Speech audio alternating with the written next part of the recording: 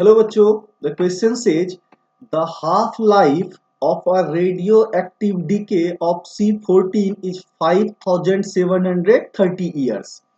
An archaeological artifact containing wood had only 80% of the C14 found in a living tree. Estimate the age of the sample. तो देखो बच्चों, बहुत ही simple सा question है।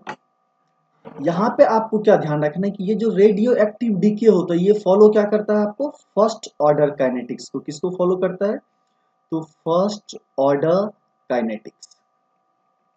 तो अब ध्यान रखेंगे, जैसे ही हम फर्स्ट ऑर्डर काइनेटिक्स की बात करते हैं तो जो आपका रेट कांस्टेंट के होता है ये कैसे देते हैं? तो 0.693 डिवाइडेड बाय हाफ लाइफ। क्या होता है? Divided by half life, right. तो यहाँ पे हाफ लाइफ की बात करें तो कितना दिया हुआ? 5730 ईयर्स।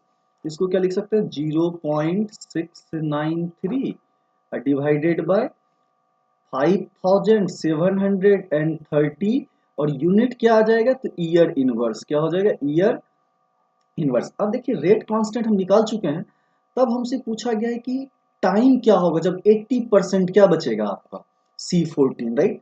तो टाइम t के लिए फर्स्ट ऑर्डर में आपका क्या काइनेटिक्स का इक्वेशन होता है? तो ये वैल्यू हो जाता है 1/k into ln, right. Initial जो कंडीशन है, राइट, तो इनिशियल अमाउंट को हम लोग मान लेते हैं एक्स नॉट, और किसी टाइम पे जो अमाउंट होगा उसको हम लोग क्या मान लेंगे? X T.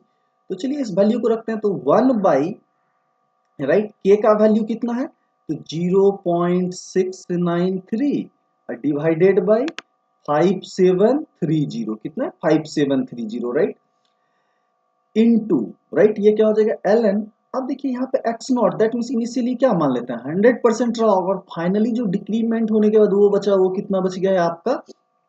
80%, राइट। तो इस वैल्यू को हम लोग क्या लिख सकते हैं?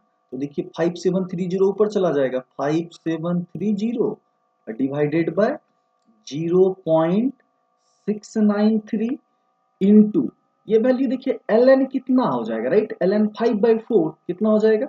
ln 5/4, और ln 5/4 का वैल्यू होता है 0.0969, राइट। और ये टाइम पूरा वैल्यू किस में आएगा? तो आपको ईयर्स में आएगा। किस में आएगा? ईयर्स में। तो जब इस वैल्यू को हम सॉल्व करेंगे तो ये वैल्यू निकल के आएगा आपका 1845.4 years, right. So thank you guys, stay tuned. जो कि आपको ऑप्शन कहाँ दिया हुआ है? ऑप्शन बी में। ये आपको कहाँ है? ऑप्शन बी में गिवन। Thank you.